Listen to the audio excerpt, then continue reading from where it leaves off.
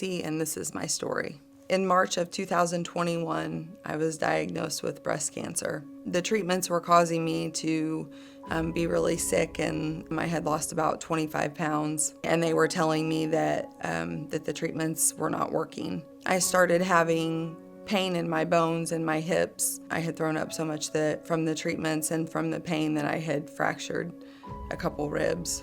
On June 3rd, I went back, did a scan that day. When I left the doctor that day, I just had a sense of hopelessness and just felt like that I was dying. They called that evening to check on me and told me that based on what they saw in the biopsy, they felt that the cancer had moved to my bones, to my ribs and to my hips and to my back. On that same phone call, the nurses started talking to me about palliative care for the first time versus cure. They definitely changed the wording and the vocabulary that they were using at that time.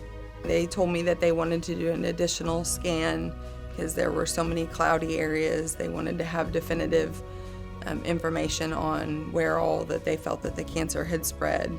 I was really sick, but that Sunday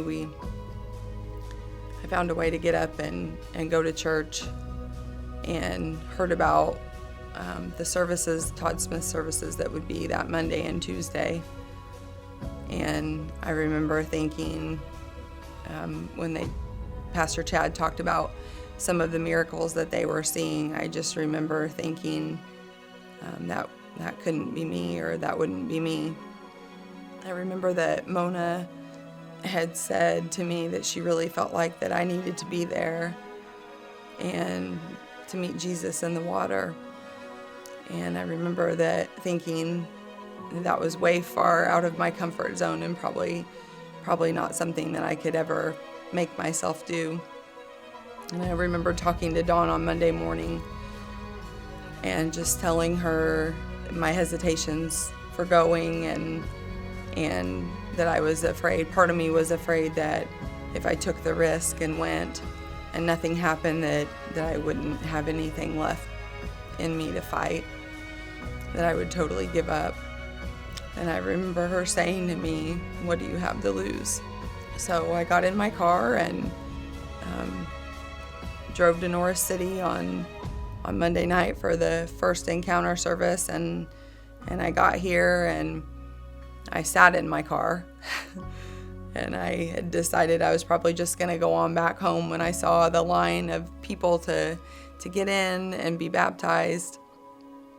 And so I sent both of them a text and said, "I think I'm just going to go on home." And they were both like, "No, you're not. you're going to come in." I picked up a form to be baptized, but I did not fill it out. I just remember that after the worship and the sermon, Pastor Todd talks about some testimonies and some miracles that he had witnessed. And one of the stories that was brought up on the screen was a lady that was diagnosed with stage 4 breast cancer. And they showed the scans of before she got in the water, and the cancer was everywhere in her bones. And then showed the pictures afterwards, and her scans were clear. And I really felt like at that point God was speaking to me that I needed to get in that water. Mona and Dawn were right beside me. Andrew, one of the people that was baptizing that night, actually called me out and said, "Who's that? She needs to come get in the water." So I was actually, I think, maybe the first person in the water. So after Andrew baptized me, and I remember him looking at me and he said, "Raise your arms and praise Jesus because you're healed." And I felt the pain start to leave my bones when I was in the water. And I think it was hard for me to wrap my head around. And I honestly kind of thought, well, I'm sure it'll come back. It's just probably coincidence. So I got out of the water and changed, and Andrew came up to me and he asked me to stand up. And he said, "Is it easier to breathe?" And I said, "Yes." And he said, "When is your next PET scan?" And it was scheduled for the next day, for Tuesday morning. And he said, "They're not going to find any cancer. You're healed." I went the next morning and had my scan done. Grow thicker, fuller hair in as few as 3 to 6 months with Dr. Trust Hair Count. I went the next morning and had my scan done.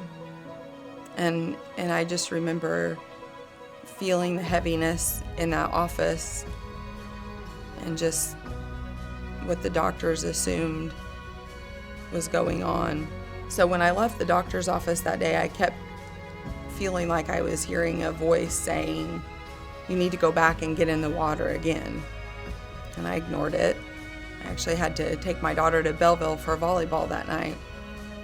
And the whole way there, I just kept hearing that same voice, God speaking to me, "You need to go back and get into the water."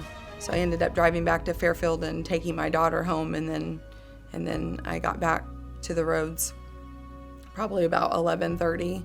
About 1, I decided I was just gonna head home. Pastor Chad texted me and said, "Where are you?" And I said, "Infield," and he said, "You need to turn around and get back in the water. I believe that Jesus wants to meet you in the water again." So I turned around and came back again, and I got in the water for the second time. When I was 18 years old and a freshman in college, I had suffered a traumatic brain injury as a result of some abuse. And for 23 years, I had had neuropathy in my hands and my feet, burning in my hands and my feet all day, every day. It was something that I had accepted that would just be part of my life forever. I also, as a result of the same situation, lost the hearing in my right ear. I remember stepping out of that water, and the first step that I took back onto the floor, I realized that my feet didn't burn. And then I realized that my hands didn't burn either. Pastor Chad and Dawn were both standing up there talking to me, and he said something to me, and I realized that I heard him out of my right ear. He asked what happened, and I said, "I don't have any burning in my hands and in my feet, and I think I can hear out of my ear." So we tested it a little bit, and I could hear. That night when I got out of the water, I felt just a freedom in my bones, and I started to really think that the cancer was gone. I stopped throwing up. I wasn't having any of the symptoms and side effects that I had been having before I got in the water. We were waiting on results of the last scan that I had had, so I was cautious and trying not to get my hopes up, and I think really thinking that I wasn't worthy, that I wouldn't be worthy of a miracle. So don't think that you got one.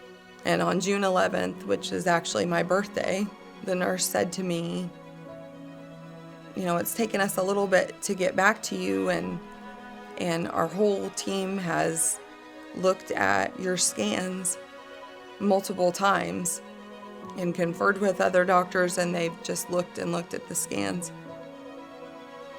And we really thought, that based on what we were seeing, that we would be calling you today to tell you you were in stage 4. And instead, I'm calling to tell you that we can't find cancer anywhere in your body. So we have no medical explanation for what we're seeing. So we want you to come back for another scan." I think that was confirmation for me, even though the doctors were still doubting, that a miracle really had happened. And I was cancer-free. They couldn't find cancer anywhere. And Jesus had met me in the water. There have been so many things that I have done in the last 8 months that have been completely out of my comfort zone. Probably stepping foot in this church was one of them. Trusting people with my story was not an easy thing for me. And then definitely getting in the water and taking that Taking that step in front of all of those people was not something that I was comfortable with at all. Making this video is not a comfortable thing for me. It's way outside of my comfort zone. But I felt like it was important because if he did it for me, he can do it for you. So I just encourage someone that is hesitant or has reservations to take that step. Because if I had not taken that step, I wouldn't be here today. I was dying and he brought me back to life.